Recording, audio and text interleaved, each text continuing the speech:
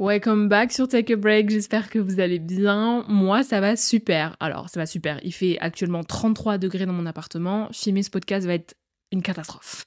Va être très dur pour moi, je pense.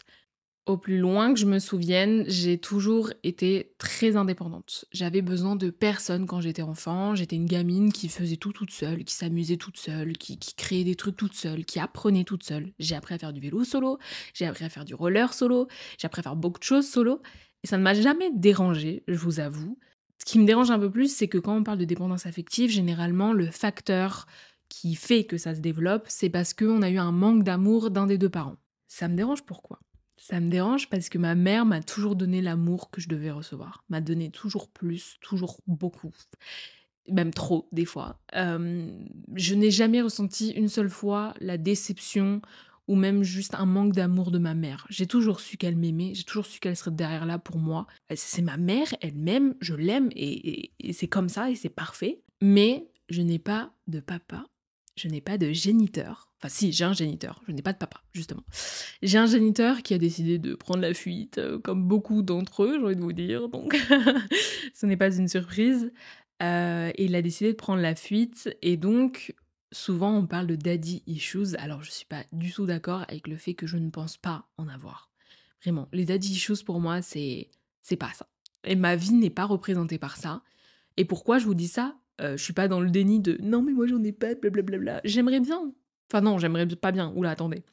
Si j'avais eu des daddy issues, j'aurais pu travailler là-dessus et j'aurais pu comprendre plusieurs trucs. Là, je vous avoue que j'en ai pas parce que, en fait, jusqu'à très très tard, genre jusqu'à peut-être mes 12-13 ans, pour moi, c'était pas, enfin, genre, c'était pas anormal de ne pas avoir de parents. Je sais pas comment vous expliquer, mais ce truc de oui, tu dois avoir un papa et une maman, ça m'a été instruit, je l'ai vraiment compris que au collège, quand je me suis rendu compte qu'il y avait plein de personnes qui avaient un papa et une maman, tu vois. Et j'étais en mode, ah ouais, bon, ok.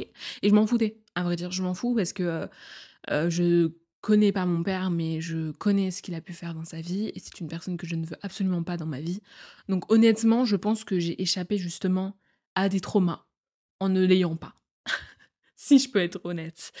Mais du coup, au plus loin que je me souvienne, ça s'est développé avec mon premier copain. J'étais jeune, j'étais insouciante, c'était une relation à distance et surtout c'était une relation avec un pervers narcissique. Je pense que ce serait un bon épisode à faire, mais je vous avoue que rien que d'en parler là, j'ai la gorge qui se noue. Je n'aime pas cet homme. Il m'a fait beaucoup, beaucoup de mal et même si à l'heure actuelle, je suis vraiment là en mode sors du positif, du négatif, je vois rien de positif avec ce garçon. Il m'a juste fait énormément de mal. Mais enfin bref, c'est peut-être qu'on en parlera. S'il y a quelqu'un qui veut venir en parler avec moi et tout, nanana, moi ça me dérange pas du tout d'avoir des gens qui viennent.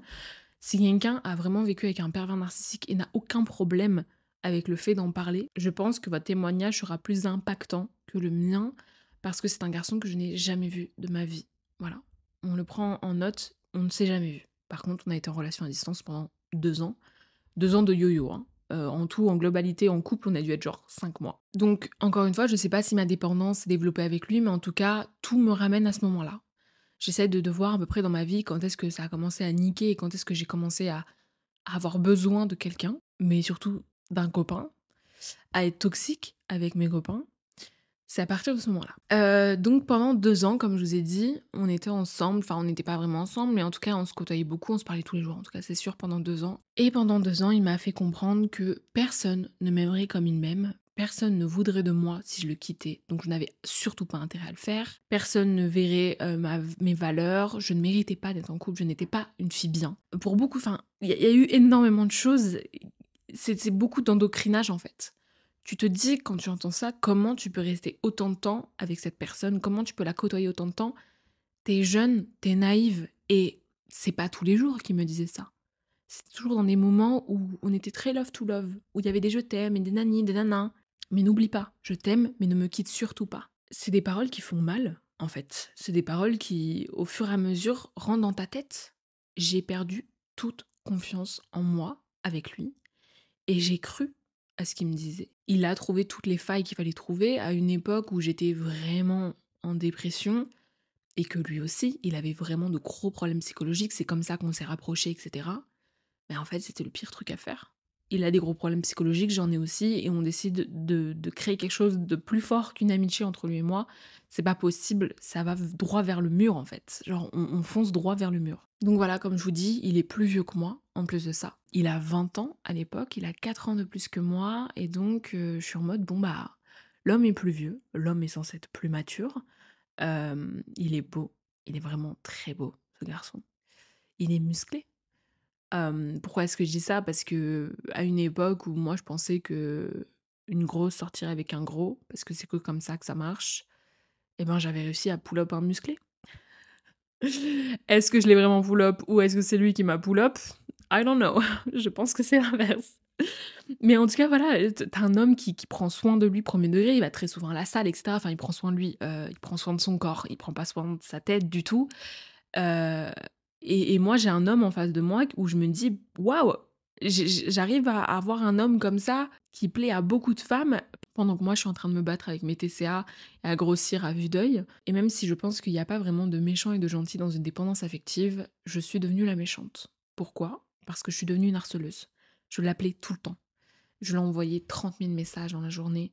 Des choses que, à l'heure actuelle, je pense vraiment qu'on m'enverrait en hôpital psychiatrique. C'est pas une blague. Je partais trop loin. Trop, trop, trop loin. Chercher des trucs et tout, chercher à avoir le numéro de téléphone de son père, des choses comme ça. J'étais folle, alliée, parce que je voulais absolument savoir s'il allait bien. Je vivais à travers lui. C'est ça le problème. C'est que je n'ai plus du tout été moi. Je n'existais plus dans cette relation. J'étais innocente, c'était la première fois que j'avais un copain et ça lui arrivait de me répondre des heures après, voire même souvent des jours après. Comme je vous ai dit, c'est un garçon qui a beaucoup de problèmes mentaux et il me fait peur. Et il m'envoyait des messages pour me dire: «Je suis désolée, oui, j'ai pas été là pendant 2 jours parce qu'en fait, on m'a pris, ma voiture parce que je fumais, de la beuh en voiture, nanana». Du coup, en plus, ils se sont rendus compte que j'avais pas mon permis, bref. Mais un danger public. Il mettait en danger les autres, il se mettait en danger et comme je vous ai dit, pervers narcissique, dépendance affective, c'est le pire combo ever, je pense. Il savait parfaitement quoi me dire pour me rassurer et me faire dire: «OK, c'est bon, c'est pas grave». Mais si c'est grave, parce que moi, dans ma dépendance affective, si j'ai pas de réponse de toi, ma vie s'arrête. Ma vie s'arrête. Je pleure, je stresse, je suis pas bien, je me mets en colère, j'en veux au monde entier, alors que la personne à qui je devrais en vouloir, c'est à lui. On ne me fera plus jamais croire que c'est normal de ne pas avoir de réponse de ton copain dans les 24 heures. Plus jamais. Tu es occupé? Ok. Mais tu as bien au moins 1 minute pour envoyer un message, dire: je suis désolée, aujourd'hui ça va être compliqué qu'on se parle, je suis grave occupée, on se parle ce soir ou demain, je t'aime, bisous. Basta. Quand j'étais avec ce garçon, je demandais bien plus. J'avais besoin d'être rassurée tout le temps. Il était tout le temps en soirée, il était tout le temps entouré de filles. euh, Enfin, vous rendez-vous compte, des fois il me disait: ouais, non, mais je peux pas, je suis avec Charlotte. Et Charlotte, c'était sa meilleure amie avec qui ils prenaient des douches ensemble à l'époque. Mais en fait, j'ai appris plus tard qu'ils prenaient des douches ensemble, même quand on était en couple. Donc bref, c'était très très compliqué. Il avait, voilà, comme j'ai dit, des vrais problèmes d'alcool, de drogue, il lui arrivait souvent des merdes, des accidents, etc. Enfin, apparemment, à vrai dire, parce que j'avais assez de détails pour pouvoir m'inquiéter, mais pas assez pour être sûre et certaine que il me disait vrai. Et c'est là que ma vision de l'amour a changé, parce que j'ai commencé ma vie d'adulte en étant persuadée que l'amour c'était ça. J'aurais jamais plus. Les films, les séries, etc. C'est du pipeau, c'est de la fiction justement. Ça n'existe pas dans la vraie vie. La vraie vie, c'est ça. C'est ce peu d'amour qu'on me donnait. C'est même pas de l'amour parce que c'était un pervers narcissique. Je vivais à travers un espoir. Je décide donc de le quitter quand j'arrive à Lyon parce que je pense que c'est une nouvelle vie et je pense que j'en ai marre de croire à ces mensonges. Ça fait 4 mois qu'il me dit qu'il va déménager à Lyon, mais il déménagera jamais. Et je le quitte avec une peur immense du célibat. Je suis persuadée de ce qu'il me dit. C'est vrai, j'ai jamais retrouvé quelqu'un. Je vais rester célibataire toute ma vie. Je mérite pas. Je suis pas une bonne personne. En fait, le truc, c'est que je me détestais et que je ne m'aimais qu'à travers ses yeux, qu'à travers ses paroles. C'est horrible quand tu te retrouves dans une nouvelle ville en plus de ça. T'es toute seule, ta famille a plus de 6 heures de route de toi. T'as des amis, mais en fait, c'est des amis comme ça, lambda, parce que vous venez à peine de vous rencontrer à l'école et tout, donc c'est un peu complicado. T'es toute seule et tu te dis: je suis une merde. Je suis une merde. Je suis une merde, je vais rester toute seule toute ma vie. Mais je suis contente de l'avoir fait parce que ça pouvait plus durer. Je devenais folle, je pleurais encore, je m'alimentais comme une merde. Mes TCA, comme je vous ai dit, étaient catastrophiques, j'étais obsédée par lui. Et je vais pas mentir, il y a un truc qui m'a fait énormément peur après cette rupture, c'est que je suis restée célibataire 2 ans. Ça a été le pire célibat de toute ma vie. Ça a été une rupture qui, sur le court terme, s'est fait très rapidement. Le deuil s'est fait vite parce que je me suis rendu compte que c'était pas une personne que je devais aimer. Par contre, ses paroles, elles étaient là tout le temps. Tout le temps. Ça a tourné dans ma tête. Tu ne trouveras personne. Tu ne trouveras personne. Tu ne mérites pas. Tu vas rester célibataire. Tu n'es pas une fille bien. Quand ça tourne encore et encore et encore dans ta tête, et que ça fait 2 ans que t'es célibataire, tu te dis « Ah, le bâtard, il avait raison. Il avait raison. » J'ai mis 2 ans à retrouver quelqu'un, 2 ans avant que quelqu'un me trouve belle, intéressante, drôle, assez pour se mettre en couple avec moi. Et ce garçon, c'est le garçon de mon premier épisode. Mais quand je me remets avec lui, j'essaie de faire les choses bien. J'essaie de ne pas reproduire les mêmes erreurs, surtout qu'il sort d'une relation avec une fille qui était clairement aussi dépendante affective. Et je suis en mode, ne sois pas elle, ne deviens pas elle, ne fais pas la même erreur et ne redeviens pas la femme que tu étais. Enfin, la femme, non, j'étais une gamine, j'avais 16 ans. L'enfant que tu étais quand tu avais 16 ans. S'il te plaît, je t'en supplie, fais les choses bien. Tu as 19 ans maintenant, tu es grande. Si je suis plus avec lui actuellement, c'est qu'il y a une raison. Je pense que dès le départ, je me suis trompée parce que j'étais en mode enfin quelqu'un qui va m'aimer, enfin quelqu'un qui va me rendre heureuse. J'ai mis, mais je l'ai dit, à vrai dire, je sais, je me souviens bien dans mon premier épisode, je l'ai dit ça, le truc de j'ai cru que c'est lui qui allait apporter la lumière dans ma vie et j'ai cru que c'est lui qui allait apporter le bonheur dans ma vie. Sauf que c'est pas quelqu'un qui te l'apporte, c'est toi. En entrant dans cette relation, je suis persuadée que je suis guérie de ma dépendance. Pire que ça, j'ai entièrement confiance en lui. Et donc je me dis, bon mais vraiment, tu n'es plus là-dedans. Tu n'es plus là-dedans, le couple ne sera pas toxique, tu ne seras pas toxique envers toi-même, tu ne vas pas gâcher la relation. Le timing est mauvais. Mais je peux être honnête avec moi-même et être fière de ça, j'avais quand même bien guéri. J'ai été passée dans une autre phase de la dépendance affective, on va apprendre ça plus tard, il y a 2 phases, et j'étais rentrée dans la 2e, qui est un peu moins dramatique que la première, mais qui est quand même très très chiante. Mais voilà, j'avais quand même moins de problèmes avec mon nouveau copain, j'étais en mode ok, bon bah, je peux me retrouver solo, ça me dérange pas, il peut faire ses bails, ça me dérange pas, on peut se voir de temps en temps, ça me dérange pas. Voilà, je suis pas sur lui, je suis pas tout le temps en train de lui envoyer des messages, à l'harceler, à savoir ce qu'il fait et tout. En fait, ce qui était différent qu'avec Quentin, c'est que j'avais 100% confiance en lui et que je savais qu'il allait pas faire de bêtises. Donc j'avais besoin de moins de le solliciter. Par contre, je découvre un truc, l'amour en présence, plus l'amour à distance. Et là, en fait, j'ai besoin d'être avec lui tout le temps. J'ai besoin d'être collée à lui, j'ai besoin de le toucher, j'ai besoin qu'il me touche aussi, j'ai besoin qu'on se voie, j'ai besoin qu'on ait des conversations, etc. J'ai besoin de sa présence. Je pensais que j'avais guéri, je pensais que j'allais mieux, sauf que moi, j'étais en train de me consumer à petit feu, à vrai dire. Je pleurais presque tous les soirs. J'avais besoin de ses mots, de son approbation pour avancer. Peut-être qu'il s'en est jamais rendu compte, peut-être que si, mais il débloquait beaucoup de choses dans ma vie. Son feu vert et son avis comptaient plus que tout au monde. Et c'est quelque chose qu'on m'a beaucoup dit à la rupture. On m'a dit, mais je pense honnêtement que tu l'as mis tellement haut, et il n'est pas là, Charline. Et j'étais en mode, mais si, mais non. Maintenant que j'ai développé ma propre pensée, mes propres valeurs, ma propre façon de voir les choses, ma propre façon d'accepter les choses, de faire les choses, nanana, je me suis rendu compte que c'est un être humain comme moi. Et qu'il n'est pas au-dessus de moi du tout, et que c'est pas Dieu tout-puissant, tu vois.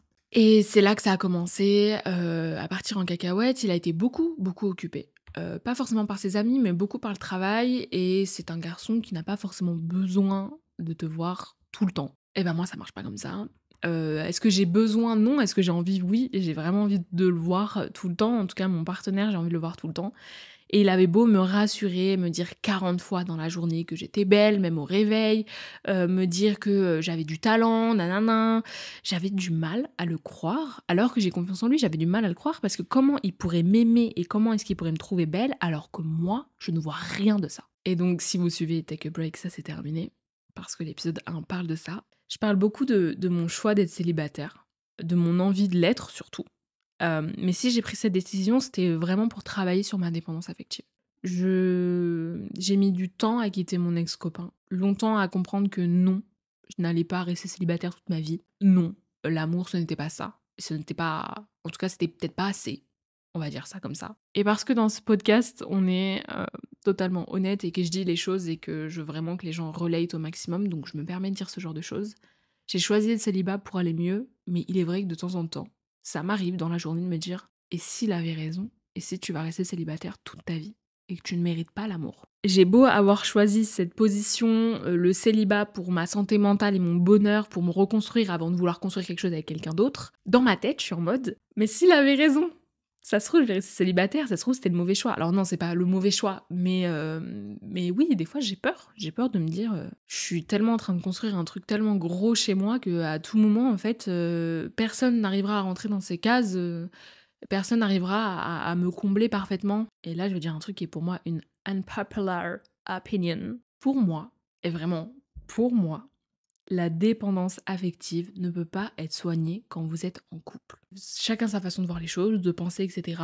Moi, je ne pense vraiment pas que c'est possible de soigner une dépendance affective en étant en couple.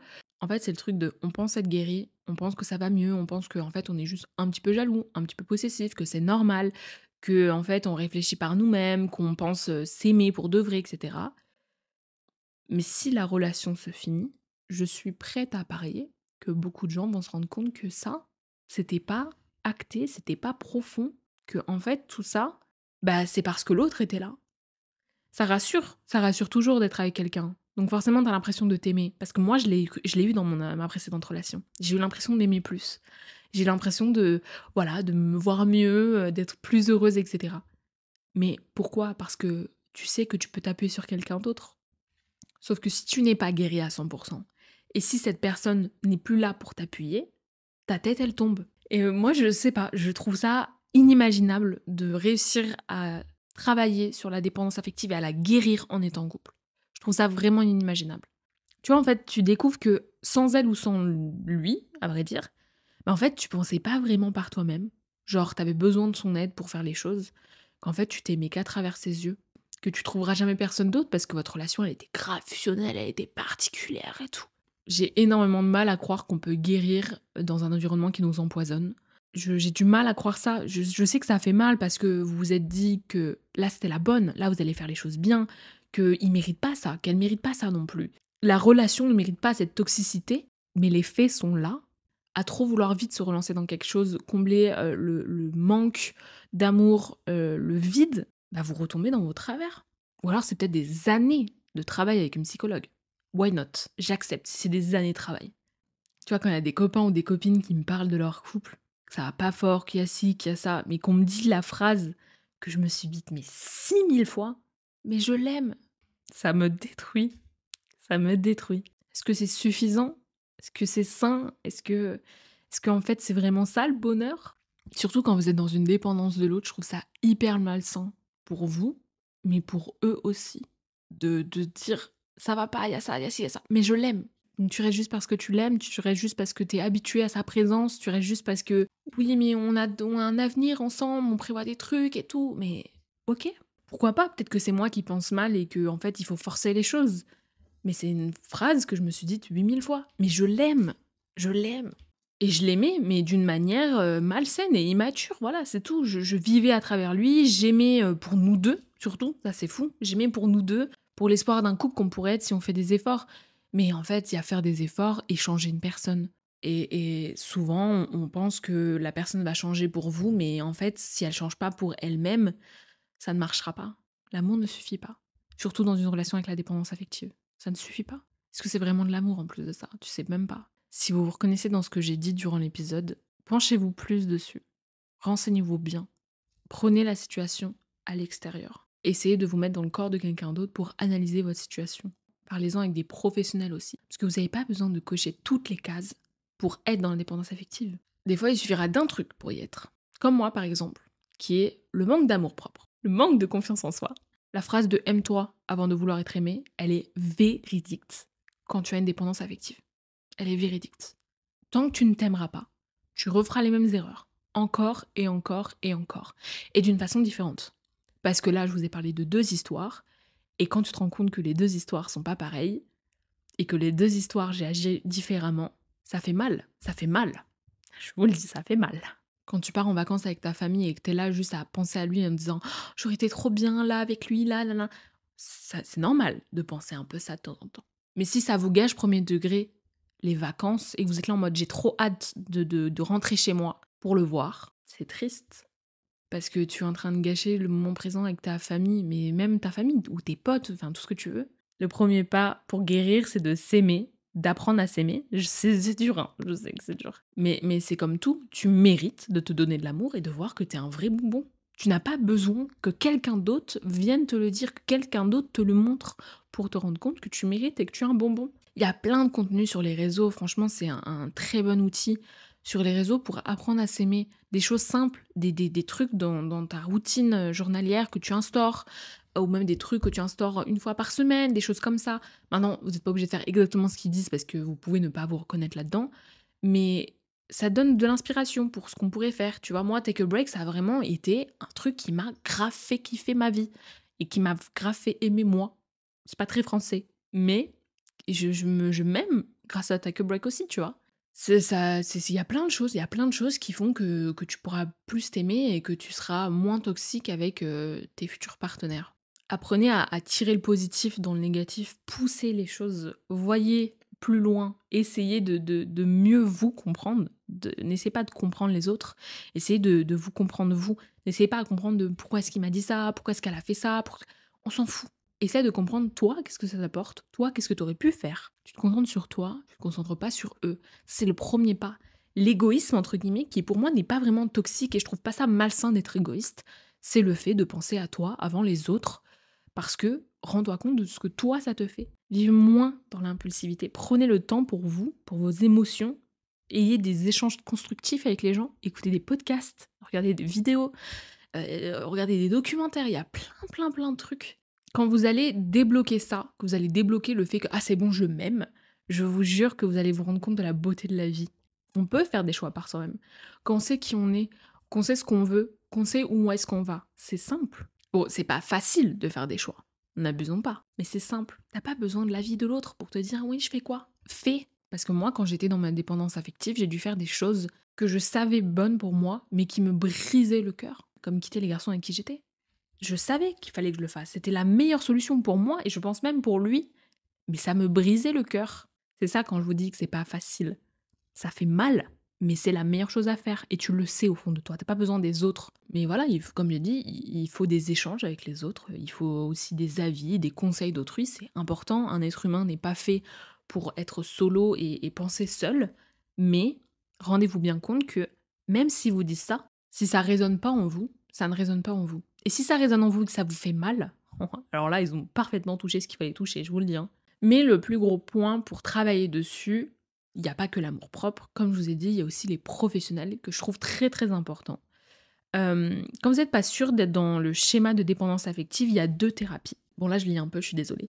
Il y a la thérapie cognitivo-comportementale, le TCC, et il y a la thérapie interpersonnelle, le TIP, le TIP. Vous vous souvenez, je vous ai dit que j'avais eu 2 façons différentes d'avoir une dépendance affective avec les 2 garçons que j'ai aimés. Le TCC, c'est ce que Quentin m'a fait croire. Ça représente le fait de croire que je ne trouverais personne si j'étais célibataire. Donc je finis tout simplement par tout accepter. J'ai accepté qu'il dorme du coup avec sa BFF alors que c'était venu tous les deux. J'ai accepté qu'il me réponde 3 jours après parce que c'est normal, il était occupé. J'ai accepté beaucoup de choses. Donc t'acceptes tout parce que t'as peur et que t'angoisses. Et tu te rends compte qu'en acceptant tout, bah tu vas pas le perdre. Donc en fait ça diminue ta peur et ton angoisse. Je sais pas comment expliquer, c'est trop bizarre, mais t'es en mode ok, bon, ça me va pas, je suis pas heureuse là-dedans, ça me met mal, mais j'ai plus peur et j'angoisse plus de le perdre. Je sais qu'il va rester. Je sais qu'il va rester parce que j'accepte tout. En gros, tu te sens mieux dans le fait de rester dans une relation qui est toxique et malsaine plutôt que d'être célibataire. Et donc le TCC, ça va te permettre de travailler sur le fait de savoir dire non, de savoir mettre des boundaries, donc de mettre des barrières, on va dire, dans ta relation. En gros, le je doit renaître dans le nous. Tu dois exister dans cette relation. Tu n'as aucune obligation d'accepter tout ce que monsieur veut ou tout ce que madame veut. Et le type, c'est ce que j'ai eu avec mon ex-copain, donc le dernier en date. En gros, c'est quand tu trouves pas ton bonheur dans la relation, que t'attends mieux, que t'attends plus, et que tu vois pas du tout les efforts que ton partenaire fait sur le long terme. Je dis bien sur le long terme, parce que moi, le mien, là, il faisait pas sur le long terme. Voilà aussi pourquoi est-ce que je les voyais pas. Mais vous décidez quand même de rester avec lui, quitte à diminuer du coup vos attentes et vos besoins. Mais c'est pas grave, parce que c'est toujours votre partenaire, et ça vaut toujours plus que le célibat et le bonheur, entre guillemets, parce que pour moi, quand tu diminues tes attentes et que tu diminues tes besoins à tel point où tu ne te reconnais pas dans la relation et que t'es pas vraiment heureuse, c'est que tu ne choisis pas le bonheur. Sauf qu'en fait, sans boundaries, votre partenaire, il va tout simplement transgresser les limites. En fait, il n'y a plus de limites, parce que vous les enlevez. Vous enlevez les barrières, ou alors vous les faites reculer très loin, sauf qu'en fait, vous les faites reculer à tel point que vous ne les voyez plus. Et c'est là où du coup, il va prendre ses aises, il va se mettre bien, et lui, il va être heureux dans la relation. Et lui, il va être heureux dans la relation, parce que, oh là là, j'ai une meuf, je me sens bien et tout, et en plus de ça, je peux faire ce que je veux. Et vous acceptez encore une fois, parce que vous avez peur que votre dépendance affective vienne gâcher la relation. Et finalement, vous craquez, et vous vous rendez compte que vous n'êtes pas heureux ou heureuse dans la relation. Et en fait, le type va vous permettre de verbaliser vos attentes, de remettre vos limites, de reconstruire vos pensées que vous avez en début de relation, et les faire respecter. Et c'est là où je dis que pour moi, ce n'est pas possible de réparer ça en couple. Quand tu as laissé à ton partenaire la possibilité pendant, ça dure généralement des mois en plus de ça, pendant des mois, des semaines, des années, la possibilité de faire ce qu'il voulait. A contrario, vous, ça vous a blessé, ça vous a rendu mal. Mais ça, il le sait pas, parce que vous le cachez, parce que vous lui autorisez à faire ça. Donc vous pouvez pas être là en mode, je sais que je t'autorise, mais ça me fait mal ce que tu fais. Mais je t'autorise.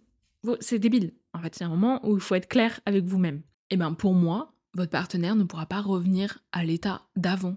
C'est comme si vous faisiez un régime, que vous dites, bon allez, un chocolat par jour. Bon allez, 1 barre par jour. Bon allez, 3 barres par jour. Bon allez, 1 tablette par jour. Vous pensez vraiment que ça va être easy peasy de revenir à 0? Moi, je ne pense pas.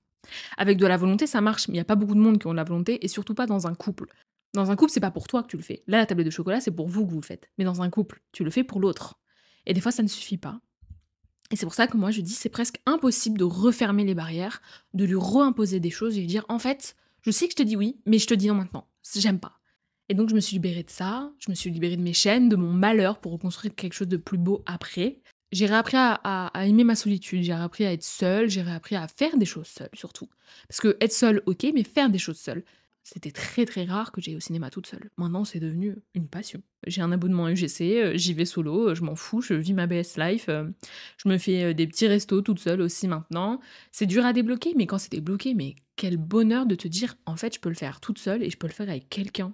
Quel bonheur de se dire ça. Et maintenant, je me sens prête à redonner de l'espace et du temps à quelqu'un d'autre dans le respect de mes limites et de mon amour-propre. Mais ça a mis plus d'1 an, les gars. Donc ne flanchez pas, ne vous relancez pas dans des relations intimes, profondes, alors que vous savez pertinemment que vous êtes dans une dépendance affective.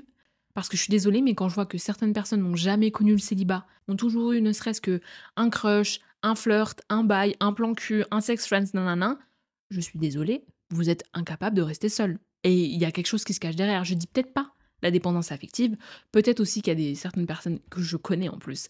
Certaines personnes font ça, ils aiment juste recevoir de l'amour, ils adorent ça. Ils adorent ça. Mais c'est pas de la dépendance affective de recevoir de l'amour. Parce ils savent très bien que eux, c'est eux, et toi, c'est toi, tu vois. Mais il y a un problème. Je suis désolée. Pour moi, il y a un problème.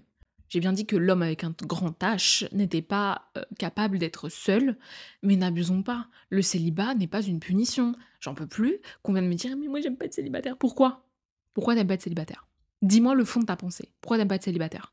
Il y a forcément un truc derrière. J'aime pas être seule. Ouais, mais moi, j'aime bien partager des trucs ensemble. Ouais, mais nana. Ouais, donc en fait, tu ne t'aimes pas vraiment.